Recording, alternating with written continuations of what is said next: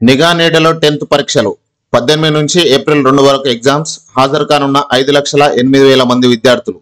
CC కెమెరాల ముందు question పేపర్లు ఓపెన్. తనిఖీలకు వచ్చే ఆఫీసర్లు ఫోన్ బయట పెట్టాల్సిందే.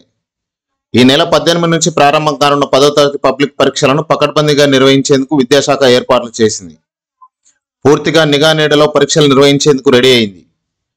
గత అనుభవాల నేపథ్యంలో పరీక్ష కేంద్రాల్లోకి ఎవరి సెల్ ఫోన్లను అనుమతించకూడదని నిర్ణయం తీసుకుంది.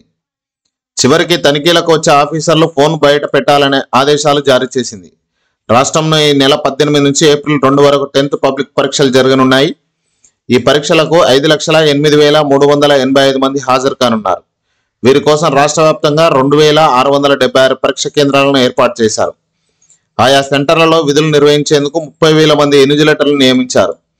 వీరితో పాటు 2,676 మంది చీఫ్ సూపరింటెండెంట్లు, మరో 2,676 మంది డిపార్ట్మెంటల్ ఆఫీసర్లను నియమించారు. సైన్స్ మినహా అన్ని సబ్జెక్ట్ పరీక్షలు ఉదయం 9:30 గంటల నుంచి 12:30 గంటల వరకు కొనసాగనున్నాయి.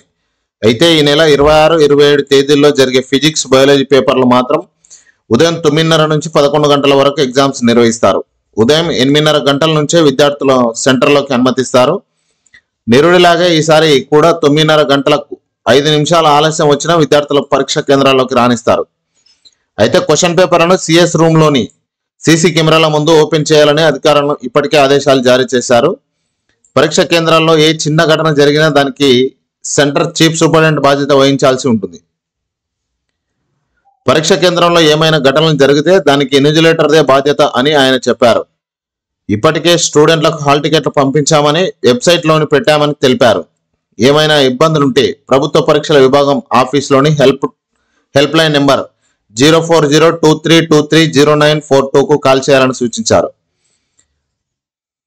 18వ తారీఖు నుంచి ఏప్రిల్ 2వ తారీఖు వరకు జరగబోయే ఎగ్జామ్స్ కు సంబంధించిన ప్రైమరీ ఇన్ఫర్మేషన్ ఇది. ఇలాంటి మరిన్ని విషయాల కోసం ఛానల్ని సబ్స్క్రైబ్ చేయండి.